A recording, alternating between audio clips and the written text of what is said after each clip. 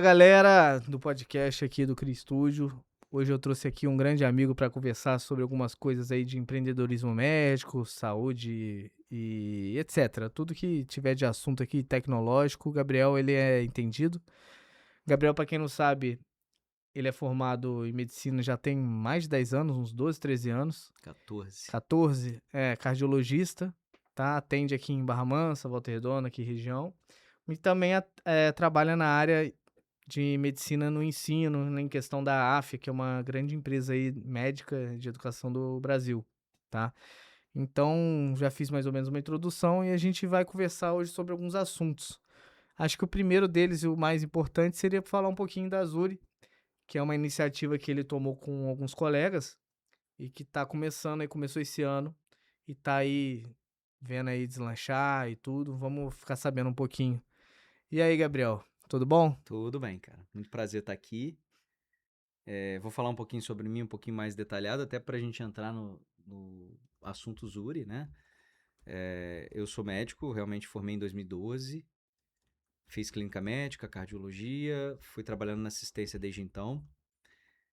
Tive a oportunidade de coordenar algumas equipes, tive a oportunidade de coordenar alguns serviços e geri equipes, questão de liderança. Trabalhei no Whitebook, que é um aplicativo médico aí, que foi comprado pela AFIA em 2020 e desde então eu virei funcionário AFIA, né? Então eu atuo lá na edição de conteúdos para grandes farmacêuticas, conteúdos médicos. E vinha trabalhando em hospitais, né? Fazia gerência de equipe, coordenação de serviço, atuava na assistência também. Em 2024 eu senti a necessidade de melhorar um pouquinho o meu entendimento dessa parte mais operacional, gestão, e entrei para o MBA no Einstein. Terminei o MBA em 2025. Foi uma coisa que abriu muito a minha cabeça para o mercado médico, né? E me tirou um pouquinho também da assistência, né? Porque realmente tem algumas falhas aí que a gente vai conversar aqui hoje, que eu acho importante, e que me trouxeram me viram, pelo menos ter a necessidade de mudar um pouquinho esse cenário. E é daí que vem a Azuri. A Azuri é uma. Eu saio do hospital em janeiro desse ano, monto a clínica e dou um passo aí que é uma. Vou empreender, vou virar empreendedor, né? É um passo desafiador, mas com um modelo muito estruturado, muito planejado. Então, eu acredito que tem tudo para dar certo. Tá dando certo, né? A gente já tá conseguindo fazer dar certo. E a Azuri é uma clínica de atenção primária, tá? Quando a gente fala em atenção primária, a gente fala nos 4 níveis de atenção em saúde. E a atenção primária deveria ser a porta de entrada para o sistema de saúde. Toda vez que você precisasse de saúde, você deveria procurar a atenção primária, porque ela tem capacidade de resolver até 80% dos problemas em saúde, por incrível que pareça. Infelizmente, no Brasil, a gente tem uma cultura muito hospitalar e emergencista, então a gente espera acontecer as coisas para procurar o atendimento e geralmente a gente já pega um pouco tarde demais. Então a Zuri fala sobre prevenção, a Zuri fala sobre tratamento, a Zuri fala sobre resolver os problemas de uma maneira integrada, de uma maneira organizada, de uma maneira longitudinal.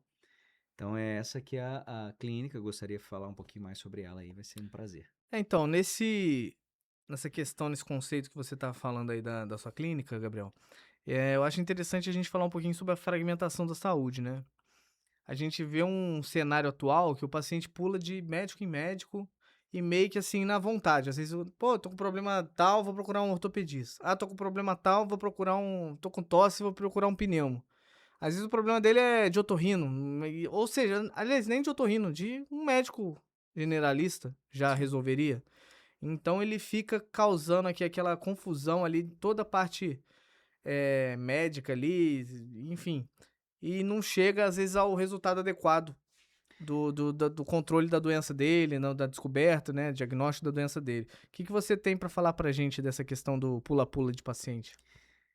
Eu costumo chamar isso de ping-pong e eu tiro totalmente a responsabilidade do paciente. Porque o que acontece? O sistema se desenhou dessa maneira. A fragmentação do cuidado é mais ou menos assim: eu sou uma pessoa, mas eu tenho pressão alta, eu vou ao cardiologista. Eu tenho diabetes, eu vou ao endocrinologista. Eu tenho um problema renal, eu vou ao nefrologista. Eu vou buscando especialistas para os vários problemas que eu tenho. Esses especialistas, na maioria das vezes, não conversam entre si e o seu cuidado, ele realmente fica fragmentado, ele fica espalhado entre esses profissionais. Toda vez que você vai neles, você tem que contar a história novamente. São 3 receitas que você sai para casa, às vezes pedidos de exames repetidos e desnecessários, e isso traz mais custo, ineficiência para o sistema e mais confusão para o paciente. Não é incomum eu ver um paciente com 2, 3 receitas, às vezes tomando o mesmo remédio 2 vezes, ou às vezes deixando de tomar um remédio, ou às vezes um remédio que já foi tirado por um médico. Ele continuou tomando porque não foi tirado pelo outro. Então, assim, não faz sentido você se tratar com 3 médicos se você é uma pessoa só, entendeu? O cuidado mais inteligente seria você ser tratado por um médico só e esse médico consultar os outros médicos. É o que a gente faz na Zuri, né? A gente tem uma junta médica que é consultada pelo médico quando ele necessita de um cuidado mais especializado, de uma atenção mais especializada. Então, essa fragmentação do cuidado é muito ruim, ela gera desperdício, ela gera complicações para o paciente, ela é ineficiente no tratamento. Então, assim, não é um caminho inteligente a se seguir. É uma das coisas que a gente chama de integralidade, né? É um dos 4 pilares que a Zuri traz. Um deles é a integralidade. É olhar para o paciente e entender as necessidades dele e trabalhar as necessidades dele, entendeu? E não ficar dividindo ele em várias doenças, em vários profissionais, porque já dizia aquela frase: quem tem tem um médico, quem tem 2 tem meio, e quem tem 3 não tem nenhum. Porque realmente ficam os 3 ali fazendo condutas, às vezes, até não concordantes, e o paciente no meio sem entender muito bem. A culpa não é dele, ele não tem a expertise para isso, e aí a gente entra até num outro pilar da Zuri, que é a coordenação do cuidado. Então, assim, quem precisa coordenar o cuidado do paciente, quem precisa dizer para onde ele tem que ir, é quem sabe onde ele tem que ir. Então, é a estrutura que traz para ele, que fornece para ele saúde. Interessante isso aí que você falou.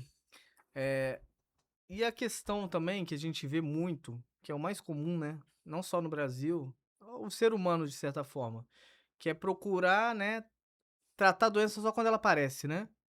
Não evitar, às vezes, fazer uma prevenção, né? De certa forma, assim, já desde questões profiláticas com alimentação, tudo, ou até, às vezes, evitar coisa de cigarro, bebida.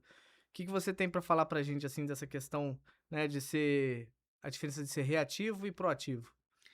A gente entra aí a gente vai entrar em outro pilar da Zuri, que é o pilar da longitudinalidade. A nossa intenção é acompanhar desde o nascimento até a morte, tá? E quando você nasce, na maioria das vezes, você é saudável. Você passa a sua juventude saudável e você começa a ter as doenças na vida adulta inicial ou mais tarde. O que eu tenho a dizer é o seguinte: quanto mais tempo você viver sem doenças, mais tempo você vai viver. Porque pode ter muita coisa acontecendo no seu corpo agora que não dá sinal e que você não sente, absolutamente não sente. Só que elas vão reclamar daqui a 20, 30 anos.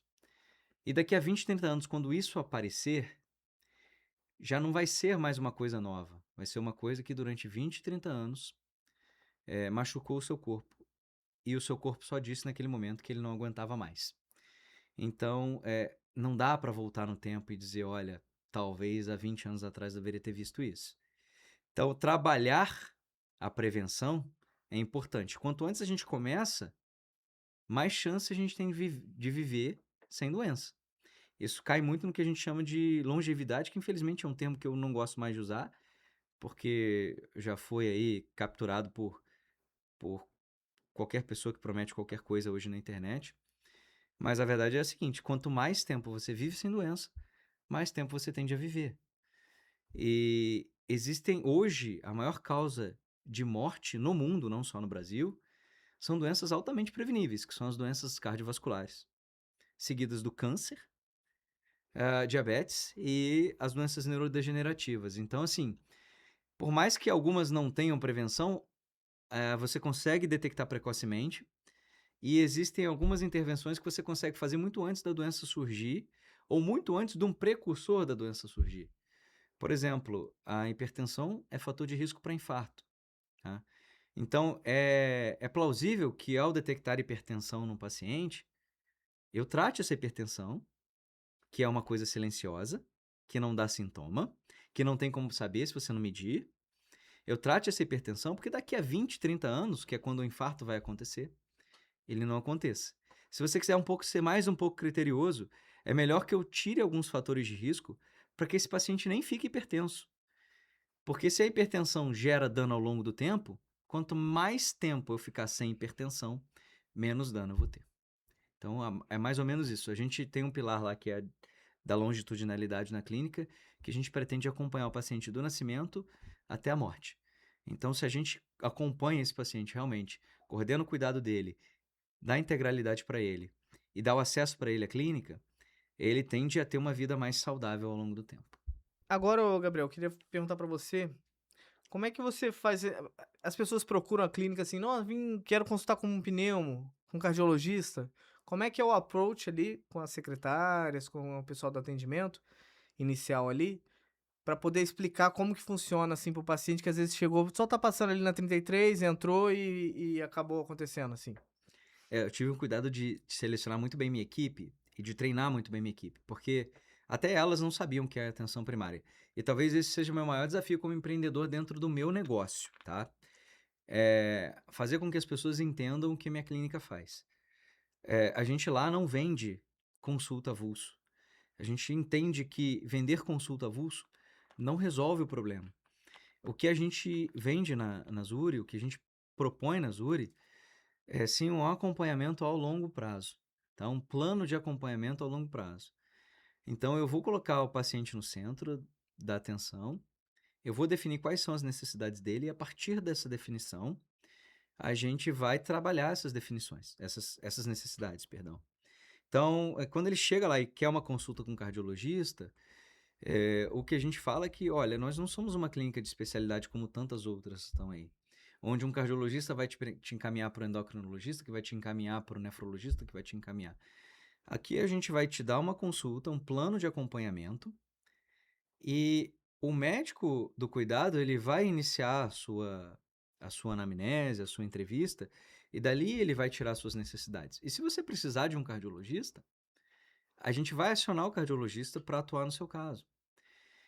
Então, essa é uma maneira muito mais inteligente de se promover saúde, porque você tem num lugar só todas as suas informações, pessoas que já te conhecem, e você vai ser encaminhado para os especialistas, não por você achar que você precisa de um, mas porque você realmente precisa de um. Porque se eu puder resolver o seu problema antes de ir para um especialista, é melhor que eu resolva. Porque o que você precisa é ter seu problema resolvido. Então, eu sempre falo com as meninas: olha, se alguém perguntar se a gente tem especialidade, fala que a nossa especialidade é em resolver os problemas de saúde das pessoas. Essa é a nossa especialidade. Se a gente precisar de algum especialista, a gente vai ter o especialista em mãos. Mas não é o nosso foco ser uma clínica de especialistas, né? Lá, a minha cereja do bolo é minha enfermeira do cuidado. Eu empoderei a minha enfermeira para que ela tome literalmente conta da minha carteira. Não é incomum um cliente Zuri ser abordado pela minha enfermeira para lembrá-lo: olha, já está na hora de você vir no médico de novo. Olha, aquele exame que ficou de fazer, você não fez ainda, tá tudo bem? Olha, o senhor não está aparecendo aqui. E como a gente quer dar um cuidado integral, a gente também colocou nutrição lá. Então, a gente vai fornecer nutricionista. Então, o nosso modelo ele funciona como um plano de acompanhamento. Eu dou previsibilidade de custo. Então, o paciente ele vai pagar uma mensalidade, é uma mensalidade baixa. A gente começa com pacotes de R$ 160.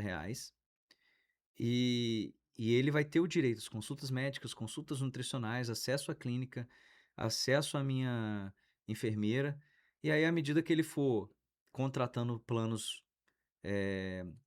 mais robustos, aí a gente começa a liberar laboratório, exames de ultrassom, e fora toda a rede parceira que eu desenvolvi, que vai fazer os exames no menor custo possível para o meu paciente. Farmacêuticas que a gente está entrando em contato para fazer parceria, para conseguir desconto em remédio. A gente já tem desconto com universidade, por exemplo. A gente consegue até 50% de desconto em cursos de pós-graduação.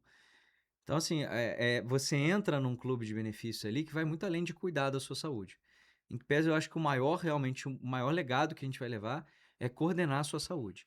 Então, eu não consigo fazer um bom atendimento se eu não tiver o acompanhamento ao longo do tempo. Então, vender uma consulta avulso para mim não resolve o meu problema e não resolve o seu problema. Então, eu funciono dessa maneira, né? E eu digo assim que nem o plano de saúde faz isso, porque a partir do momento que você assinou o plano de saúde, você também está sozinho lá, marcando suas consultas. Se você não marcar, não marcou, e assim vai. Então, é assim que funciona. As meninas vão te receber, vão te explicar, e enfim. Entendi. Mas a maior procura lá é assim. O pessoal ainda procura. É Uhum. cultura, né? Não tem jeito. Sim, sim.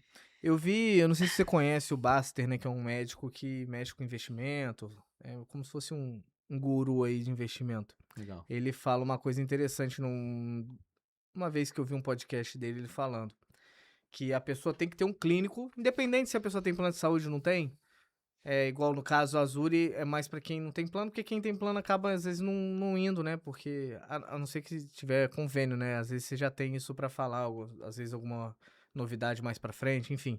Mas quem não tem e tal, ele fala, você tem que ter um médico clínico que vai te orientar até pra procurar um outro especialista. Diz, olha, cara, eu consegui te tratar até aqui, você precisa agora de um cirurgião, porque você tá com uma hérnia tal. E aí, às vezes, a pessoa vai pegar, vai digitar no Google cirurgião. Aí ele não vai achar o melhor ou o que tem o nome menos sujo, né? Ele vai achar o que pagou mais tráfego, né? Porque hoje em dia, tanto Google, Instagram, Facebook, você digita e quem investe mais ali naquilo aparece mais do que o outro. Então, ele falava isso, interessante. Ele falava que você tem que ter um clínico. Esse clínico vai ser o gerente da sua saúde, né? Que é mais ou menos o que eu acho que a Zuri funciona. E aí ele vai te indicar, às vezes, um pneu, porque ele já sabe, porque é o pneu que trata, às vezes, alguém da família dele, que trata ele. Ele vai te indicar um colega dele que ele sabe que é bom padrão. Ele não vai te indicar um cara que vai, nossa, esse cara aqui é um açougueiro, entendeu? Tem chance dele indicar? Até poderia ter a chance, porque às vezes é uma área que ele não domina e tal, mas é menor a chance você tendo uma indicação de um médico sobre outro médico do que você mesmo, de paraquedas, achar um médico de qualidade. Então, fala um pouco sobre essa parte, né? Que eu falei, de ter um médico gerenciando isso para a pessoa não ficar no escuro e também para a pessoa não ter aquela ansiedade e aquela insegurança de estar escolhendo o médico correto, entendeu? Eu queria ouvir um pouco dessa parte de você. Cara, achei muito interessante e eu sempre falo, né? Nós seres humanos, nós somos seres que nós nos relacionamos e isso é muito importante. Entender essa relação humana é muito importante, porque é o que você falou. Você vai indicar quem você confia e eu vou confiar em quem você indicar, porque eu confio em você. Então esse laço de confiança humana é super importante, principalmente na saúde. Eu sempre falo que às vezes é melhor do que você ter um plano de saúde é você ter um amigo médico. Uhum. Porque às vezes você não tem um plano de saúde, mas Sim. ele te orienta e te direciona para determinada situação que você consiga resolver até mesmo no SUS. E lá a gente não fornece um médico, lá a gente fornece uma equipe para orientar. Então eu tive muito cuidado de fazer as parcerias com pessoas e empresas nas quais eu confio e nas quais eu levaria o meu paciente para lá, entendeu? Então, não querendo menosprezar alguém ou qualquer pessoa que eu não tenha entrado em contato, obviamente tem muita gente boa no mercado, não necessariamente eu entrei em contato com todos para fazer parceria, óbvio, mas as pessoas que eu fiz a parceria, eu tive o cuidado de escolher pessoas ou serviços que eu confiaria no resultado. Eu acho isso importante, eu vou dar um exemplo até de um familiar meu que estava com problema de coluna e ele estava tendo muito problema com o plano de saúde dele. O plano de saúde não estava autorizando, não autorizava internação, não autorizava nem que ele internasse, era só remédio na veia e chegou um momento em que ele não estava conseguindo andar. E ele me ligou nessa situação e eu falei, olha, isso é gravíssimo, porque uma coisa é você ter dor lombar, você tratar com fisioterapia, osteopatia, outra coisa é você parar de andar, cara. isso é sério. Eu vou ligar para um amigo meu, neurocirurgião, e aí eu fui desenhando a resolução do quadro dele, moral da história. Resolveu o quadro dele, foi rápido, hoje ele é super grato a mim. E assim, eu não fiz nada, não teve dificuldade nenhuma para mim, eu só gerenciei o cuidado dele. Ele estava muito perdido e com razão, ele não sabia como resolver essa situação. Então hoje ele tá bem, tá lá, tá andando, não sente mais dor nenhuma, sinal de que ele realmente precisava da cirurgia. Então, isso é importantíssimo. Coordenar cuidado é importantíssimo hoje. Eu super. A gente queria, lá na Zuri, resgatar a figura do médico de família. A gente chamou de médico do cuidado, porque na nossa estratégia, a gente achou que mudar culturalmente, apesar das pessoas mais antigas ainda terem essa lembrança do médico de família, mas mudar culturalmente, radicalmente, ia ser muito. A gente achou que ia ser muito agressivo.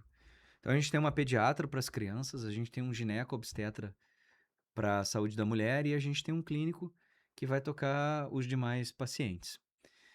Não é nosso foco ficar focando em especialidade, mas a gente tem a cadeia de especialistas na retaguarda desses médicos.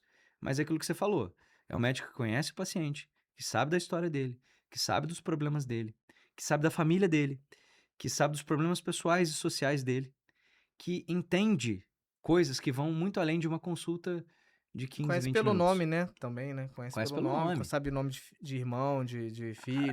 é um médico pra você chamar de seu. É coisa que você não tem mais hoje. É tipo Uhum. assim, eu vou ao doutor Felipe, é o meu médico. O meu médico é o doutor Felipe. Eu tenho muito essa relação no consultório hoje, mas quando você vai falar de convênio, e aqui não é uma crítica aos convênios, mas uma crítica ao modelo de saúde hoje, tá? Mas não tem jeito, o custo da consulta, o preço da consulta é muito barato, você tem que botar um volume maior. Assim, eu tento criar essa relação com meus pacientes. Tem pacientes que têm meu telefone pessoal, tem pacientes que eu sou paciente do Dr. Gabriel, mas a verdade seja dita, no meu consultório, por exemplo, eu faço uma consulta de 1 hora, eu tenho muito mais tempo, muito mais. E o mercado não permite que você faça isso. Então, a Zuri vai tentar trazer esse paciente para próximo da clínica, para ele ser o paciente, para ele ter um médico que ele chame pelo nome e saiba o nome dele. Isso é Uhum. importante. Pra terminar essa parte aí da Zuri, como é que é a estrutura lá? O que que você pode falar da localização, estrutura, toda a questão ali, né, do local em si? Bom, a Zuri, a gente está localizado na Vila Santa Cecília, em Volta Redonda. A gente escolheu esse ponto porque é um ponto extremamente estratégico, é muito fácil chegar à Vila. Todos os ônibus chegam à Vila. Eu posso pegar um ônibus aqui, pra gente ter aqui em Barra Mansa, né? Eu posso pegar um ônibus aqui na Vista Alegre, um ônibus só, e eu vou chegar na Vila Santa Cecília. Então tem acesso a Piraí, Barra do Piraí, Pinheiral. É um ponto central. A clínica, ela foi feita para operar com até 2.500 clientes, tá? Quando eu chegar a 2.500 clientes recorrentes, eu vou ter que expandir, vou ter que abrir outra clínica. Então, assim, a ideia é que eu não fique com uma clínica muito lotada. É que eu tenha uma qualidade de atendimento, eu consiga manter a qualidade de atendimento, tá? A gente tem uma estrutura lá muito boa, tá? A gente está na 42, em frente a uma doceria. No início da 33 ali, não é difícil achar. A gente tem 2 consultórios médicos lá, tá?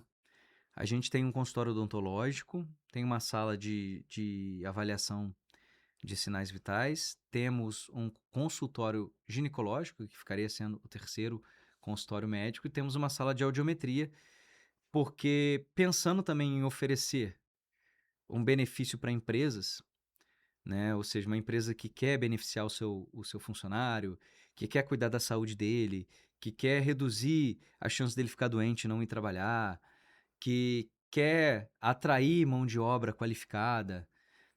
Então a gente pensou também num produto para a empresa e a gente Uhum. entrega também medicina ocupacional.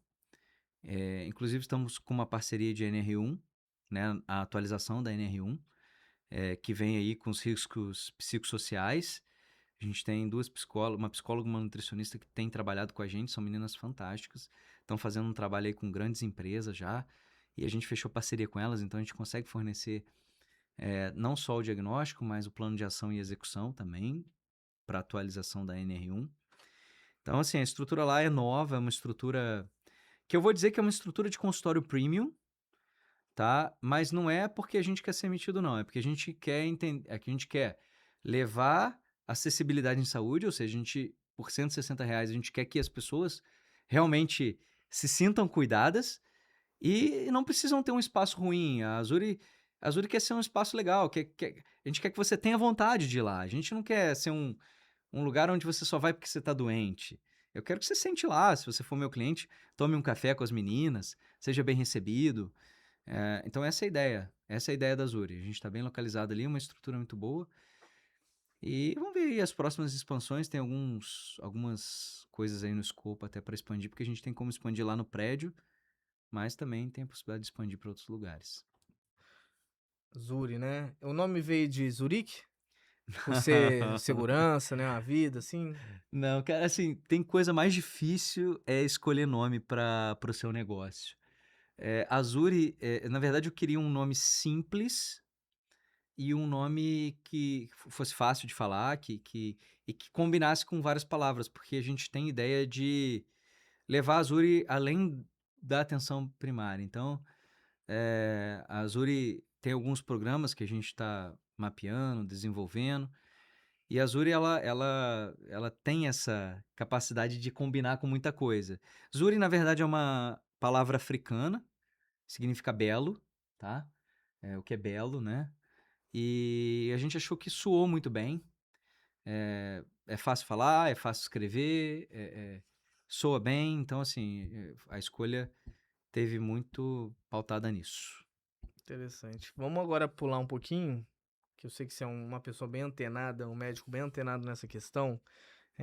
Na questão de tecnologias, né? Na área médica, principalmente, né? Que a gente está falando. É, eu tô vendo aí no seu punho, né? Você tá usando um relógio aí, né? Relógio e anel. O anel também. Anel também. Eu queria saber, assim, o que você acha dessas tecnologias novas, tipo esses wearables de alta performance, né? Dispositivo que mede a frequência cardíaca, até pressão arterial, às vezes já deve estar saindo alguma coisa, se já não tem, né? Eu queria que você falasse um pouquinho dessa área aí, você acha que vai pegar? Se já tá pegando, o que você... Não, já é uma realidade. Já é uma realidade e é uma realidade ainda nichada, tá? Eu acho que tende a ser outra mudança que a medicina vai nos propor entregar, né? Porque hoje eu falo qual que é o roteiro da consulta médica. O paciente chega com uma queixa principal. É a primeira. Quando os estudantes de medicina estão estudando, eles vão aprender a anamnese, que é a nossa entrevista, né? O nome da nossa entrevista, na faculdade, e a primeira coisa que está lá é queixa principal. Então, se existe uma queixa, é porque algo já aconteceu. E se já aconteceu, você já está agindo tarde demais, tá? Você já deixou acontecer para que aquele paciente te procurasse. Então, assim, eu sou um grande crítico disso. Eu acho que a gente tinha que mudar a nossa anamnese. A gente não pode mais esperar a queixa acontecer, tá? Quando você vê alterações no exame físico, e era uma coisa que eu adorava, semiologia, o estudo do exame físico do corpo humano, que hoje é tão negligenciado nas consultas, eu faço questão de fazer nos meus pacientes. As alterações do exame físico, elas acontecem tardiamente. Então, para você detectar no seu exame, é porque alguma coisa já está um pouco mais avançada. Você já passou do ponto em que você era saudável, começou a ficar doente silenciosamente e passou a expressar aquela doença. E aí sim você começa a entender, aí sim você começa a ter queixa, aí sim você começa a ter um exame físico alterado. Então hoje a medicina ela atua muito tarde, é uma medicina muito reativa, a gente entra de novo naquela conversa. Então o que a gente propõe, eu acho que é muito interessante, é a gente ir para uma medicina proativa, ou seja, eu começar a agir para que a doença não aconteça, tá? E os gadgets os wearables entram muito nisso. Hoje eu vejo os wearables muito nichados para pessoas que praticam muita atividade física, atletas, enfim, mas eles na verdade funcionam para qualquer pessoa. Eu já tenho indicado muito na minha prática. Tem pessoas no meu consultório que eu tenho indicado comprar para monitorar, não só a arritmia, esse relógio monitora a arritmia. Tem alguns pacientes meus que têm arritmia e eu peço para que eles comprem. Mas também quedas, eh, Acidente de carro também, né? Tem uma acidente de tecnologia. carro, eles conseguem ligar pro SOS, né? Uhum. Se você estiver desacordado. Eles monitoram o seu sono, que é uma coisa extremamente negligenciada pela medicina moderna. Extremamente negligenciada. É muito mais fácil passar um Rivotril. Mas a pessoa não vê que com Rivotril, ou sei lá, seja qualquer outro remédio para dormir, você não está dormindo, você está sendo sedado. E acontece muita coisa no seu sono que você não pode negligenciar. Então, eles avaliam o sono, eles avaliam frequência cardíaca, eles avaliam a variabilidade da frequência cardíaca, que é uma coisa que diz se você está realmente se recuperando ou não à noite. Eles avaliam saturação de oxigênio, que é importante para pessoas que têm problema pulmonar ou apneia do sono. Então, assim, são dispositivos que o que a gente tem que ter cuidado é para eles não trazerem alguma ansiedade. A pessoa precisa utilizar aquilo de maneira a ser uma ajuda e uma detecção precoce de uma coisa que ainda não é grave, mas que pode virar grave no futuro. Então, isso não pode gerar ansiedade. Mas eu tenho certeza que isso aqui é o futuro. Isso aqui definitivamente vai evitar que algumas coisas aconteçam. A gente tem um exemplo de um amigo nosso, né? Que é perna de pau pra caramba. É, E ele não sou tava, eu não, né? se sentiu mal durante uma partida de uma pelada. E aí alguém tinha um Apple Watch. Não Ele sei tinha se um é o Apple Apple Watch. Watch. Ele tinha um Apple É, ele Watch. tinha mesmo, né? Ele tinha. E aí verificou já ali na hora que ele tava tendo uma fibrilação, né? Atrial, isso aí. A fibrilação atrial. E alguém já levaram ele pro hospital. É. Ele já internou, fez cateterismo, não precisou, enfim, fazer mais nada, mas identificou ali prontamente. Se ele passa mal, vou pra casa, tô bem e tal, ou continua ali fazendo a atividade e tal, e não identifica, talvez ele não tivesse mais aqui, né? Mantido aquela carga ali de exercício ali, tudo, né? É. Enfim, então assim, a gente vê, isso já é um pequeno exemplo, né? Imagina uma pessoa idosa, que já descobre alguma coisa ali, que dá um sinal. Teve um relato no X, naquela rede social, de um cara que ele tinha uma pulseira dessas, não sei se era da Garmin ou se era outra marca, e ela detectou que ele não, a variabilidade cardíaca, a variabilidade da frequência cardíaca dele no sono não estava legal. Uhum. E avisou, olha, sua variabilidade cardíaca não tá legal. Mas não sabia porque não sentia nada, mas decidiu ir no médico, ver o que que era. E aí investigou, quando vi, ele tinha doença coronariana, estava super entupido. Eu não me lembro se passou por uma revascularização por angioplastia ou se fez a cirurgia aberta, mas foi o relógio que deu o sinal para ele de que alguma coisa não estava É certa, isso que ele porque precisava. poucas pessoas usam, né? Imagina o mundo inteiro usando isso. No mínimo aí você salva aí um E pouco de, já né? existem estudos clínicos validando esses relógios para alguns usos clínicos, sim. Então, assim, não só os relógios, você tem alguns medidores de glicose que são muito usados hoje para pacientes com diabetes tipo 1, para não ficar se furando ao longo do tempo, mas já tem pessoas que estão usando para avaliar o comportamento da glicose dela em relação aos alimentos. Então ela come, mede, come, mede, come e mede, e vai vendo quais são os Sim. alimentos que mais sobem a glicose dela, porque a gente sabe que aumentar pico glicêmico é ruim para o corpo. E passa a evitar e se reeducar na sua É não alimentação. só pro diabético, né? Mas pra pessoa de Para modo geral, sim. pessoa normal, não é diabético. Até Mas pra assim, evitar resistência insulínica e etc, né? é o que Que eu te é uma das falei. coisas que gera obesidade, né? E às vezes a pessoa tá achando que tá obesa por algum outro motivo, mas resistência insulínica. O ponto de resistência insulínica é um ponto pré-diabetes. Então, assim, é, mais do que tratar diabetes para que a pessoa não tenha um infarto, um problema renal, talvez a gente venha agir antes dela ter diabetes, entendeu? Então, assim, Uhum. esses dispositivos, eles vão trazer isso. Cada vez mais eles estão conversando com o corpo humano. É, se a gente pensar que talvez alguns anos atrás a gente não tinha nem celular, a evolução disso tende a ser assustadora nos próximos tempos. Quem não tiver antenado aí, eu acho que vai perder, vai passar. Sim. Agora, pra gente que é médico, com relação agora à inteligência artificial, que eu acho que hoje em dia é o assunto, 9 de 10 assuntos é IA, né?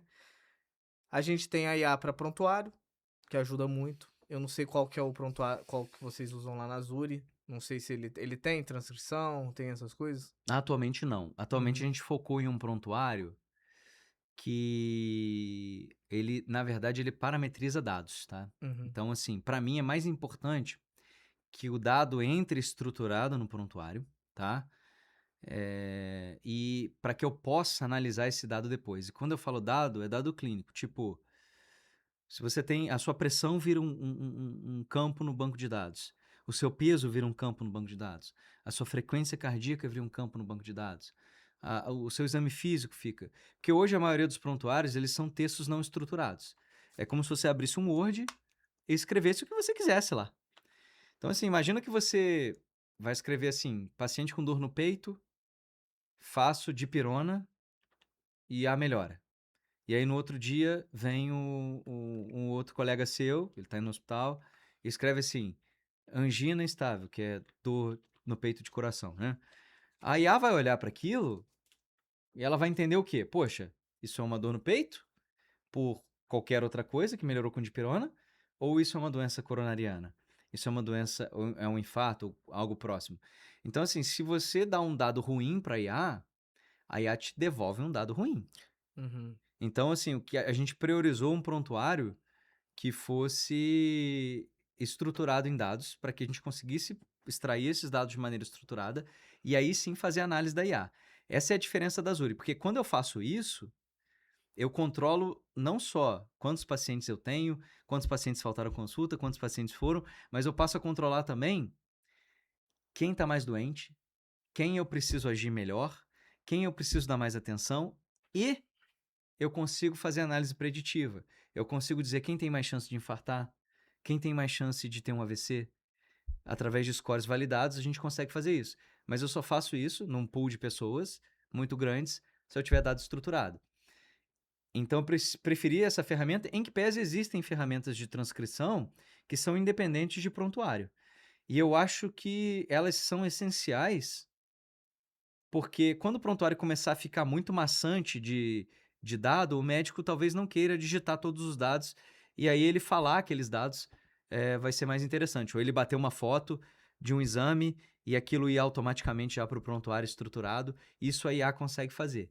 Isso eu acho super interessante. São usos que eu vejo muito da IA aí. Uhum. É, hoje em dia, esse pessoal já fazia Google, né? Já digitava lá as coisas no Google, os pacientes. Hoje em dia, então, a IA já tomou conta, né? O médico, o primeiro médico da pessoa é a IA, né? E aí isso é meio ruim pra gente, porque a gente que usa também pra essa questão, pra tirar uma dúvida, uma coisa assim, a gente vê muito erro, muita alucinação.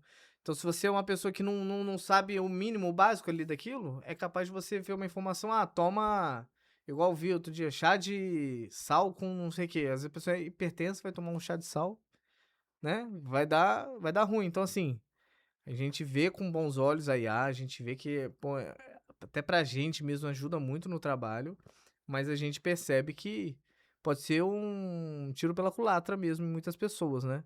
Que usam de forma que não é o intuito de usar, né?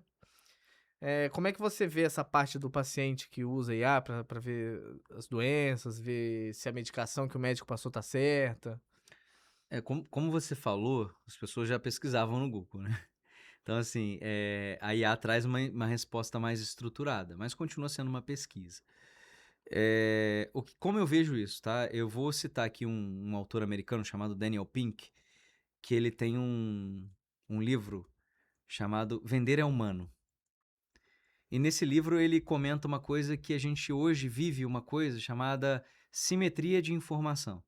Ou seja, antigamente suponhamos que você fosse um vendedor de alguma coisa e de repente você estivesse querendo vender o seu produto para um cliente.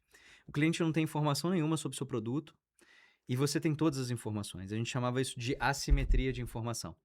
E aí, o risco era todo do comprador. Quem comprava assumia o risco porque ele Sim. não conhecia nada do produto.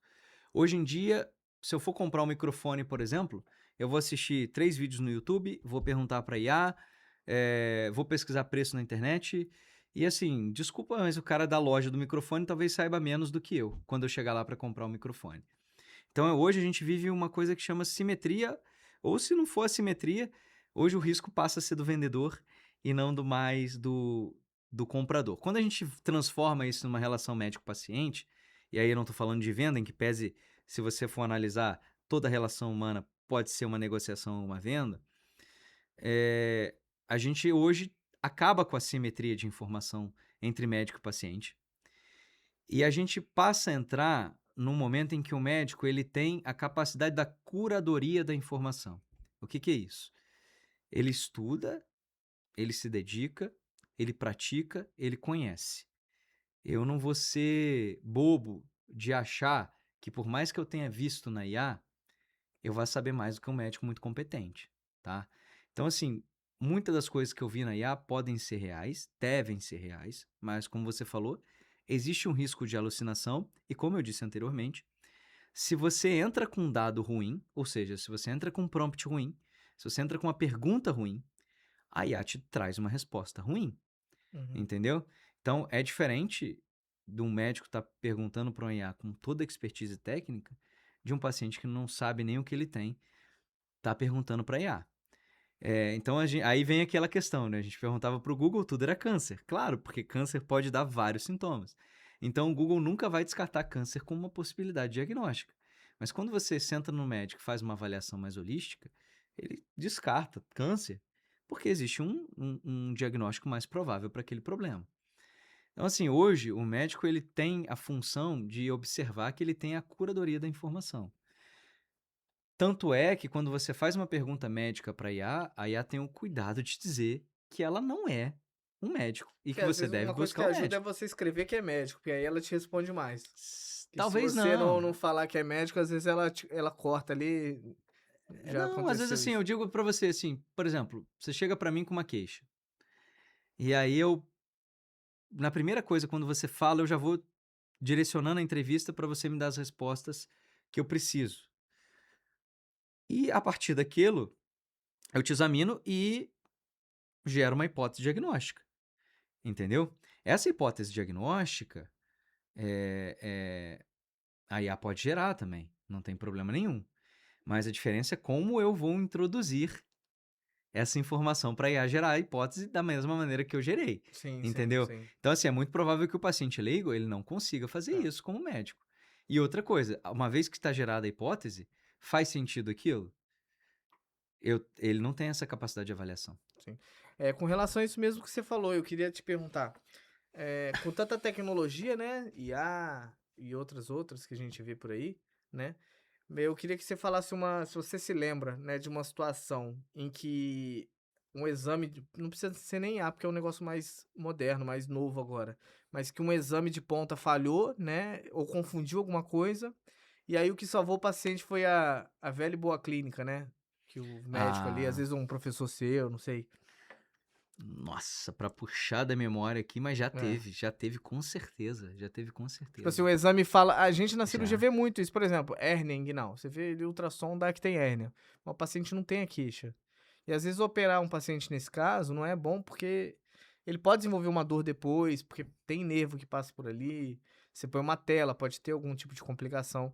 Então, às vezes você vê um exame, mas assim, não dá pra, às vezes não dá pra confiar tanto porque depende de quem fez. Mas tem outras situações que algum exame dá uma coisa, dá uma apendicite. Aí você olha ali, o paciente não tem clínica. N- a história é diferente do que é habitual, né, que a gente sabe. E aí a gente fala: "Pô, não, isso aí acaba sendo melhor para o paciente, né, de evitar ele ser submetido a uma cirurgia desnecessária ou alguma outra coisa". Não, assim, os exames eles são gerados na maioria das vezes por humanos. Os exames eles não têm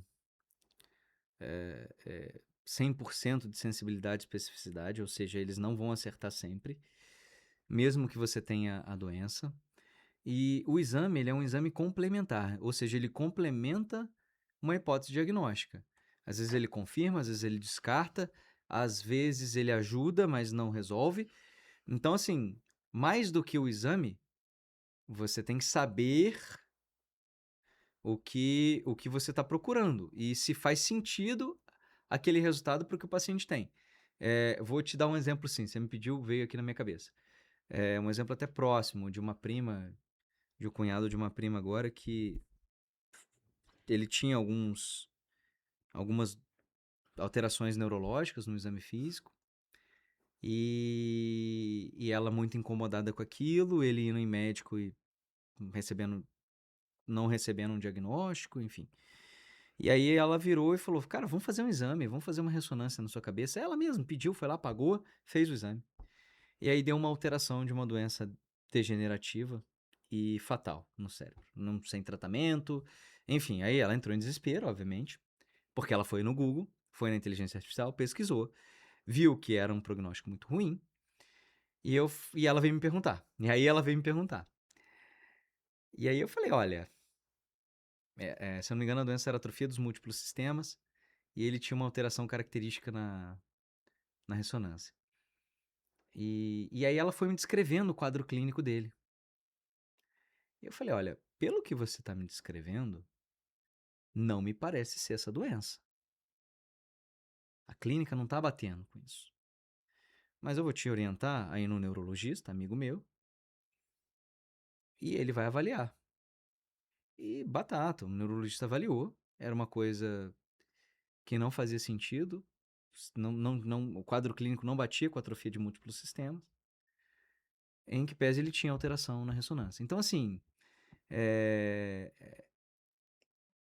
depende de muita coisa. Eu posso dizer aqui outra coisa. Teve um colega já uma vez que contou uma história de que um rapaz foi na consulta com ele para fazer uma avaliação para uma maratona. Ele ia fazer uma maratona e ele foi fazer uma consulta cardiológica. E aí fez os exames e tal, esteira, cintilografia, aquela coisa toda, tudo bem. Ele correu a maratona, ele completou a maratona e 1, 2 semanas depois da maratona ele teve uma dor no peito, foi parar no hospital. E aí fizeram um cateterismo, tava tudo entupido. Ele teve que ir de urgência para cirurgia, abriu o peito. Passou tudo, sobreviveu, tal, e ele voltou pro médico dele e falou: "Pô, cara, tu me botou para correr uma maratona e eu tava com tudo entupido". Só que os exames não disseram isso, entendeu? E realmente, ele tinha uma condição física tão boa que ele não sentia nada. E os exames também não mostravam nada. E eventualmente, em algum momento, ele deu azar, a plaquinha rompeu lá, ele fez a dor no peito, e aí ele viu que estava tudo entupido. Então, assim, não dá para você cegamente olhar para exames. São 2 exemplos, né? Tem mais, tem outros, eu não vou conseguir puxar na memória agora. Mas a avaliação médica é um conjunto de coisas. Se você ficar focado num exame só, existe chance de você errar. A clínica muitas das vezes é soberana, a avaliação médica ainda é muito importante. Acho que a IA ainda não sei se vai nos substituir, é uma coisa que eu ainda não sei te responder, mas nesse momento ainda não. Eu acho que ela vem para ajudar mais do que para substituir. Tem várias utilidades para ela, e eu sempre falo assim: as coisas têm que vir para resolver problemas. Novas invenções ou novas. Tem que vir para resolver problemas. Não adianta eu querer resolver tudo com inteligência artificial. E outra coisa, querer substituir coisas que não são problema. O médico não é problema, então não tem por que eu substituir. Existem tantos usos para IA na medicina Uhum. que se você ficar focado nisso aí, você acaba, né? Sim. Entrando nisso que você falou, uma pergunta assim, acho que talvez uma das melhores, né? Com tudo que você sabe hoje de medicina, do mercado, como é que tá, a gente percebe aí o aumento assim exponencial do número de cursos de medicina aí no Brasil, né? A gente vê aí uma certa um aumento que não veio acompanhado de um aumento de qualidade, né? Muito pelo contrário, né? Veio com a piora, né? Você acaba também não filtrando muito, então não é assim de forma preconceituosa, mas entra todo mundo. Antigamente a pessoa ainda tinha que estudar, ainda tinha que se habituar a estudar. Hoje em dia a pessoa acaba, o ensino médio já entra porque quem tem condições de pagar entra e não tem dificuldade. Eh, então, o que que você diria se você tivesse conhecimento tanto médico quanto de conhecimento do que está acontecendo no mercado e nos avanços tecnológicos? O que que você faria se você pudesse estar começando o primeiro período hoje de medicina? Porra. Vamos lá, eu já tenho 14 anos de formado, na minha época realmente era muito Ou diferente. então, assim, acho que fica até melhor. Que você, sabendo tudo que você sabe hoje, se você pudesse voltar lá no passado e estar de novo no começo da faculdade, o que que você faria de diferente, talvez? Ou você não faria nada? O que que você se prepararia ou iria para uma outra especialidade, alguma coisa? O que que você mudaria? Não. Não, eu confesso a você o seguinte, eu ainda sou daquela de tipo, faz o que você gosta. Faz o que você gosta. Eu não entrei na medicina com o seguinte pensamento: quando eu formar, eu vou estar empregado e ganhando bem. Eu entrei na medicina porque, na verdade, eu decidi ser médico 4 meses antes do vestibular. Então, assim, foi uma coisa muito de supetão. Eu tinha pavor do meu sangue, pra você ter uma noção. Então, eu falo que tem uma coisa divina aí nessa minha escolha. E nunca tinha pensado em fazer medicina, já tinha prestado vestibular antes, pra coisas que não tinham nada a ver. Eu lembro até, só Aham, parando você um pouco, que eu e o Rafael, um amigo nosso em comum, sim, a gente começou a fazer o cursinho meio que tipo assim, a gente não sabia o que queria é, direito, aí a gente começou o extensivo, que isso, era aquele cursinho de um ano, isso. no Acai, lá no Vila Shopping, em Volta Redonda. E aí você depois chegou, já uns meses depois, não lembro Cheguei quanto no tempo meio do ano. depois, Eu entrei no meio do ano. e aí você chegou, a gente, o que que você quer fazer e tal, e você já chegou, você já entrou pro Uniacai ou Mediacai, eu não lembro qual que você Eu entrei para fazia. um intensivo, eu ficava o Mas dia você inteiro lá. logo quis já medicina. E aí o pessoal que tava lá anos e anos, porque tinha gente que naquela época que fazia 2, 3, 4, 5 anos de cursinho pra poder entrar numa medicina particular. E você entrou e em poucos meses você passou na Unigran Rio. E aí depois o Rafael também, até com seu exemplo e tudo, tentou também, conseguiu. Mas assim, lembrei É. dessa questão aí, que você chegou meio perdido assim e entrou e passou e acho que depois que você viu, se deslanchou, né, na área. Cara, na verdade, eu realmente eu entrei no curso, na verdade foi assim, olha, eu tinha formado, a gente formou junto, pra quem não sabe, eu e o Felipe, a gente fez informática na escola técnica. Então a gente é técnico em informática, apesar da É. gente não exercer nada em Na informática verdade, hoje. você exerce um pouco, né? Já exerceu, né? Você tem Não, não. aplicativo Ah, mas eu não, não, que você já não, não- ajudou a desenvolver e mas não tudo. passo, não, sou médico, não. Assim, Talvez agora com a IA você volte a programar, né? talvez, Né? talvez. Aí a gente fez a informática, eu fiquei um ano, não vou dizer que ocioso, né? Aquilo, você se alista no exército, tira carteira, trabalha. Trabalhei um tempo, fiquei 6 meses, na verdade, 6 meses. E aí no meio do ano foi a minha mãe virou e falou: Olha, o que que você vai fazer? Eu falei: Mãe, eu não sei o que eu quero fazer. E o meu pai falou: Olha, eu tenho um dinheiro, não é muito, mas você pode abrir um negócio ou pode fazer uma faculdade. Você decide o que que você vai fazer. E eu lembro que eu tinha me inscrito num vestibular de comunicação social, eu nem tinha. Por que que eu me inscrevi nisso? E aí eu falei: Olha, na época eu estava no hype da engenharia de produção, e eu cheguei a me inscrever até para Federal de Juiz de Fora para engenharia de produção. Inclusive, eu nem fui fazer a prova, porque depois eu optei por fazer medicina. E, e aí eu entrei no cursinho, que minha mãe falou: Olha, sem fazer nada você não vai ficar. Pelo menos você vai pro cursinho. E aí lá você decide o que você vai fazer. Só que quando você entra num cursinho desse, na época era muito moda a medicina.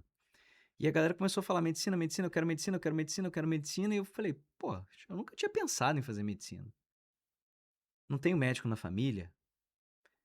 Nem, até hoje eu sou o único da minha família.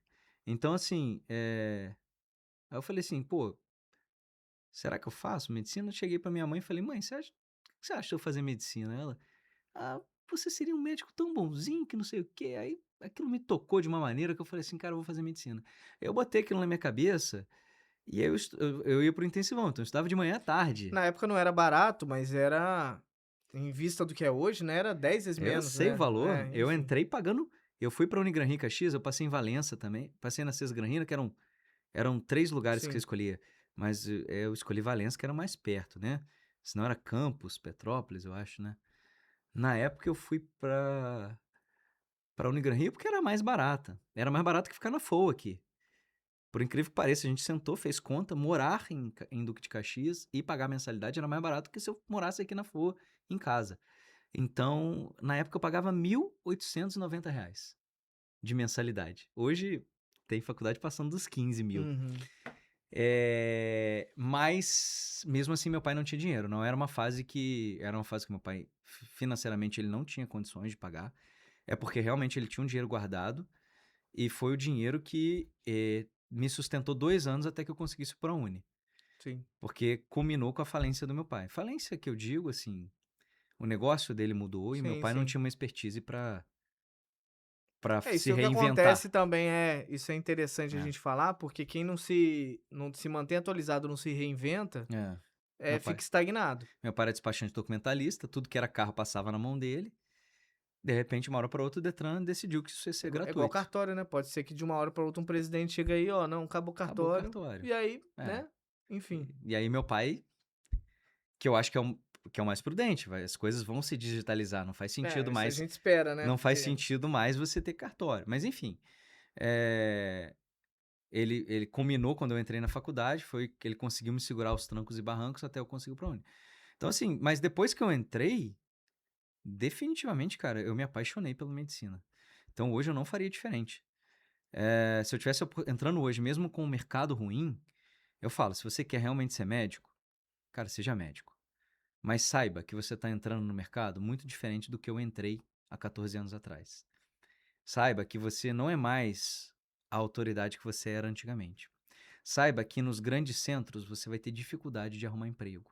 Saiba que se você não se especializar, você só vai ser mais um no geral. E eu digo uma coisa: eu recebia, quando eu formei há 14 anos atrás, o mesmo valor que um plantão é pago hoje. Então a gente está com uma defasagem de 14 anos. Eu tenho muita vontade de não só com a Zuri, mas também com outras iniciativas, de mudar esse mercado médico para gente, porque eu vejo os colegas muito perdidos aí, tá? Se você ler a demografia médica, que é recente, do ano passado, tem muito lugar ainda que precisa de médico. O governo tomou a medida que o problema de saúde era a falta de médico, não era. Sim, existem lugares que tem falta de médico, mas o problema é muito maior. Hoje você tem médico a dar com pau aí e a gente continua com problemas em saúde. Então, assim, realmente não tá fácil para quem tá entrando hoje. Não corroboro com a ideia de que abrir faculdades e faculdades e faculdades vai melhorar a saúde. Acredito que o problema é muito maior e muito mais sério e muito mais complexo de se resolver só com isso. E eu acho que sim, você pode gerar vários problemas. A formação tem sido um pouco deficitária, a gente tem visto colegas muito perdidos, a gente tem visto gente não se especializando e a gente começa a já ver pessoas que estão descambando para coisas não éticas, Sim. para coisas que remuneram melhor, mas que não são legais, entendeu? Então, assim, infelizmente é o que a gente está vendo na medicina hoje. interessante, Gabriel.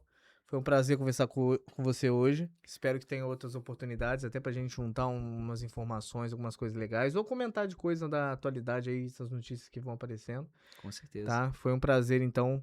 Desejo sorte aí pra Zuri. Tenho certeza que ela vai dar certo, porque é uma ideia muito boa, tá? Eu acho que com essa questão de educação do paciente, uma hora vai dar certo, tá? Com certeza. Tá Em- dando já. Já pelo tá que você dando. falou, A o gente negócio ainda é, tá a indo muito gente bem. ainda é um bebezinho, né? Uma empresa de 2, 3 meses ainda, mas já tá dando certo, já tenho tido um bom feedback, uma boa resposta. Isso aí. Então é isso.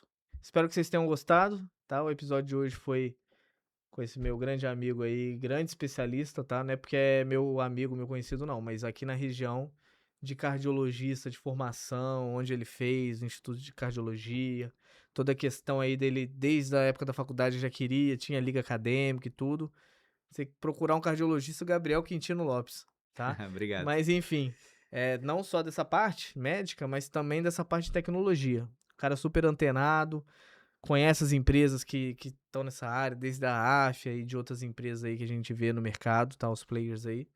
E também tem outras coisas aí nessas questões aí, já lançou aplicativo, livro, enfim. Isso com esse pouco tempo aí de carreira, né? Vamos dizer assim, né?